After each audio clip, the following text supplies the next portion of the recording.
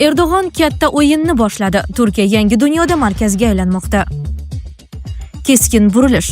Eron erkinlik loyihasini rad etdi. Mojaro yanada chuqurlashdi. Kreml signali keskin. Dmitriy Medvedev Yerevan uchrashuviga ochiq hujum qildi.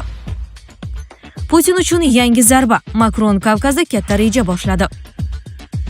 Ukraina dronlari Moskvadagi paradda uchib o'tishi mumkin. Zelenskiy. Dunyo siyosatini biz bilan faol kuzatib borayotgan tomoshabinlarga assalomu alaykum. Videoga like bosing va fikringizni kommentariyada yozib qoldiring. Erdo'g'on katta o'yinni boshladi. Turkiya yangi dunyoda markazga aylanmoqda. Rajab Tayyip Erdo'g'onning Turkiya endi o'sha Turkiya emas, dunyo ham avvalgi dunyo emas degan bayonoti aslida oddiy siyosiy chiqish emas, balki global o'zgarishlar fonida Anqaraning yangi strategiyasini ochiq ifoda qilgan keskin signal sifatida yangradi. U Yevropa ittifoqiga murojaat qilib, Turkiyaga nisbatan yondashuvni tubidan qayta ko'rib chiqishga chaqirdi va ayrim Yevropa institutlarida hanuz strategik ko'rlik mavjudligini ochiq aytdi. Ya'ni Bryussel hali ham eski dunyo qarashlari bilan harakat qilayotganini ta'kidladi. Bu gaplar ortida katta siyosiy haqiqat yotadi. Turkiya 1987-yildan beri Yevropa ittifoqiga qo'shilish jarayonida qolayotgan bo'lsa-da, muzlab qolgan muzokaralar, siyosiy to'siqlar va ishonchsizlik sababli bu yo'l deyarli yopilib qolgan va endi Anqara o'zini Yevropa eshigida kutayotgan davlat sifatida emas, balki mustaqil kuch sifatida ko'rsatishga urinmoqda. Uning fikricha, Yevropa Turkiyasiz global kuch markaziga aylana olmaydi. Chunki Anqara geografik jihatdan Yevropa va Osiyo o'rtasidagi strategik ko'prik bo'libgina qolmay, balki harbiy, energetik va siyosiy jihatdan ham muhim rol o'ynaydi. U NATOdagi eng kuchli armiyalardan biriga ega. Energiya yo'llari ustidan nazoratga yaqin va Yaqin Sharq hamda Kavkazdagi jarayonlarga bevosita ta'sir ko'rsatadi. Kreml signali keskin. Dmitriy Medvedev Yerevan uchrashuviga ochiq hujum qildi. Rossiya Xavfsizlik kengashi raisining o'rinbosari Medvedev yana keskin va provokatsion bayonot bilan chiqib, Armaniston bosh vaziri Pashinyan hamda Ukraina prezidenti Zelenskiyni ochiqchasiga aqlsiz rusofoblar deb atadi. Bu bayonot uning Telegram kanalida e'lon qilindi va tezda ijtimoiy tarmoqlarda keng tarqaldi. Medvedevning g'azabiga sabab bo'lgan asosiy voqea Zelenskiyning Yerevanga tashrifi va u yerda Pashinyan bilan uchrashuvi bo'ldi. Bu uchrashuv oddiy diplomatik muloqot emas, balki mintaqadagi kuchlar muvozanatini o'zgartirishi mumkin bo'lgan siyosiy signal sifatida baholanmoqda. Chunki Armaniston oxirgi yillarda Rossiyadan asta-sekin uzoqlashib, G'arb bilan yaqinlashishga harakat qilmoqda. Yerevanda bo'lib o'tgan uchrashuv davomida ikki yetakchi iqtisodiy hamkorlik, xavfsizlik va mintaqaviy barqarorlik masalalarini muhokama qilgan. Ayniqsa Ukraina bilan siyosiy aloqalarni kuchaytirish masalasi alohida e'tibor markazida bo'lgan. Bu esa Moskva uchun juda noqulay vaziyat yaratdi. Chunki Armaniston uzoq vaqt davomida Rossiyaning strategik ittifoqchisi hisoblanib kelgan. So'nggi paytlarda esa Yerevan kollektiv xavfsizlik shartnomasi tashkilotidagi faoliyatini muzlatdi. Yevropa ittifoqi bilan yaqinlashuvni kuchaytirdi va hatto Rossiya harbiy ishtirokini kamaytirish masalasini ham ko'rib chiqmoqda. Aynan shu jarayonlar fonida Zelenskiyning tashrifi Kreml tomonidan geosiyosiy burilish sifatida qabul qilindi. Medvedev o'z bayonotida nafaqat siyosiy tanqid bilan cheklanib qolmadi, balki kinoya va masxara ohangida ularning ingliz tilida gaplashganini ham tilga oldi. Uning yozishicha, Pashinyan va Zelenskiy rus tilini yaxshi bilsa-da, o'z ojizligini yashirish uchun ingliz tilida gaplashgan va bu kamera uchun sahnalashtirilgan bo'lishi mumkin. Shundan so'ng u yana bir keskin kinoya qilib, AQSh siyosatchilari Donald Trump va JD Vance bilan kelib, ular uchun ingliz tilida imtihon olishi kerakligini yozdi. Bu ibora aslida siyosiy hazil emas, balki ochiqchasiga kamsitish va propaganda elementi sifatida baholanmoqda. Putin uchun yangi zarba. Makron Kavkazda katta reja boshladi. Emmanuel Makron tomonidan aytilgan Armanistondagi Rossiya harbiylari haqidagi bayonot aslida oddiy diplomatik gap emas, balki Janubiy Kavkazda katta geosiyosiy o'zgarishlar boshlanayotganining ochiq signali sifatida baholanmoqda. Unga ko'ra, bugungi kunda Armeniya hududida hali ham qariyb 4000 nafar Rossiya askari va 1000 dan ortiq chegarachilar mavjud bo'lib, ular asosan Russian Armed Forces tarkibidagi 102 harbiy baza va chegara xizmatlari orqali faoliyat yuritmoqda.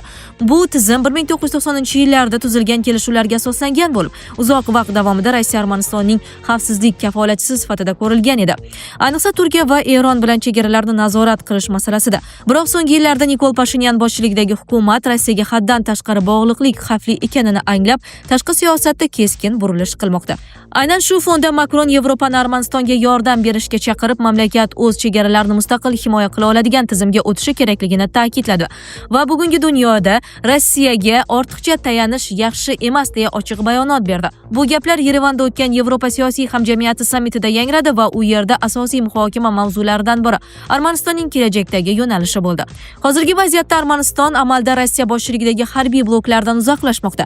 Jumladan kollektiv xavfsizlik shartnomasi tashkilotidagi faolligini muzlatib qo'ygan va u Yevropa Union bilan yaqinlashishga harakat qilmoqda. Bu esa butun mintaqada kuchlar muvozanatini o'zgartirishi mumkin. Chunki agar Armaniston sekin-asta g'arb orbitasiga o'tsa, bu Vladimir Putin uchun strategik yo'qotish bo'ladi va Rossiyaning Kavkazdagi ta'siri keskin kamayadi. Shu sababli Makronning bu chiqishi nafaqat Armanistonga yordam taklifi, balki Yevropaning Rossiyaga qarshi yangi bosqichdagi siyosiy signalidir.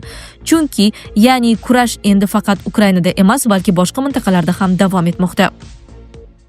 Bu holat hayot sifatiga ta'sir qilyaptimi? Oilaviy hayotda zaiflik, stress va ishonchsizlik olib kelyaptimi?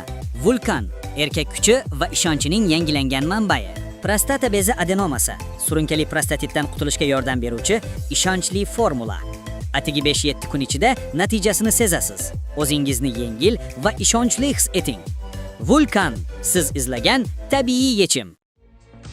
Ukraina dronlari Moskvadagi paradda uchib o'tishi mumkin. Zelenskiy. Ukraina prezidenti Vladimir Zelenskiy 9-may kuni bo'lib o'tadigan Moskvadagi paradda dronlar hujum qilishi mumkinligini istisno etmadi. Bu haqda siyosatchi Yerevanda bo'lib o'tgan Yevropa siyosiy hamjamiyati sammitida ma'lum qildi. Uning so'zlariga ko'ra, bu yilgi yoz Putin uchun kelgusidagi harakatlarni belgilaydigan hal qiluvchi palla bo'ladi. U urushni kengaytirish yoki diplomatik yo'lni tanlashi kerak. Biz uni diplomatiyaga undashimiz lozim. Rossiya 9-mayda parad o'tkazishini e'lon qildi, ammo bu paradda harbiy texnika ishtirok etmaydi. Agar chindan ham shunday bo'lsa, ular uzoq yillar davomida birinchi marta paradni harbiy uskunalar bilan o'tkazishni o'zlariga ravo ko'ra olmaydi. Ukraina dronlari ham ushbu paradga uchib kelishi mumkin. Bu ularning avvalgidek kuchli emasligini ko'rsatadi, dedi Ukraina prezidenti. Zelenskiy Rossiyaga sanksiyalar bilan bosim o'tkazish davom etishini ta'kidladi va sanksiyalarning 20-paketi uchun Yevropa ittifoqiga minnatdorlik bildirdi. 9-may kuni Moskvadagi an'anaviy parad uzoq vaqtdan beri birinchi marta harbiy texnikalarsiz o'tkaziladi. Rossiya mudofaa vazirligi buni tezkor vaziyat, Kreml esa terrorchilik tahdidi deya izohladi. Tadbir arafasida mobil aloqa ham cheklanadi. Ushbu cheklovlar nafaqat shahar markazida, balki butun Moskva halqa yo'li hududi bo'ylab joriy etiladi. Kreml paradda davlat yetakchilaridan kimlar ishtirok etishini e'lon qilmagan. Keskin burilish. Eron erkinlik loyihasini rad etdi. Mojaro yanada chuqurlashdi. Donald Trump tomonidan AQSh Eronga qarshi kurashda qiynalmoqda degan bahsli bayonot fonida yana bir keskin axborot paydo bo'ldi. U o'zining ijtimoiy tarmoq sahifasida AQSh va Eron o'rtasidagi harbiy farqni ko'rsatuvchi infografikani e'lon qildi. Ushbu tasvirda AQSh ustunligi juda kuchli tarzda ko'rsatilgan. Yuqori qismida Trampning rasmi joylashtirilgan bo'lib, yonida mamlakat qurolli kuchlarining 3 asosiy tarmog'i, quruqlik, dengiz va havo kuchlari to'liq jangovar holatda ekani tasvirlangan. Hatto Eron harbiy tizimlari zararsizlantirilgani haqidagi elementlar ham qo'shilgan. Bu esa oddiy taqqoslash emas, balki ochiq siyosiy signal va psixologik bosim sifatida talqin qilinmoqda. Ammo real vaziyat bu infografikadagi kabi bir tomonlama emas. So'nggi voqealar shuni ko'rsatadiki, Eron kutilganidan ancha faol qarshilik ko'rsatmoqda. U mintaqadagi AQSh bazalariga zarba bera oldi va ayniqsa Hormuz bo'g'ozi orqali global savdoga ta'sir o'tkazish imkoniyatini namoyish etdi. Bu hududdan dunyo neftining katta qismi o'tadi va u ustidan nazorat qilish har qanday global kuch uchun strategik ustunlik hisoblanadi. Shu sababli AQShning tezkor g'alaba qozonish rejasi amalga oshmayapti va mojaro cho'zilib borayotgan murakkab geosiyosiy qarama-qarshilikka aylanmoqda. Trampning Eronda na flot, na havo kuchlari, na havo himoyasi va na rahbar bor degan keskin bayonot ham aynan shu infografika ruhiga mos keladi. Ammo mutaxassislar bu gaplarni real harbiy bahodan ko'ra siyosiy bosim va ichki auditoriyaga yo'naltirilgan propagandaga yaqin deb hisoblamoqda. Chunki amalda Eron o'zining to'liq yo'q qilinmaganini ko'rsatdi va bu qarama-qarshilik hali tugamaganini ochiq ko'rsatmoqda. Natijada bugungi vaziyat shuni anglatadiki, bu oddiy harbiy operatsiya emas, balki uzoq davom etadigan murakkab va xavfli geosiyosiy o'yin bo'lib, unda har bir bayonot va hatto infografikalar ham real jang maydonining bir qismi sifatida ishlatilmoqda.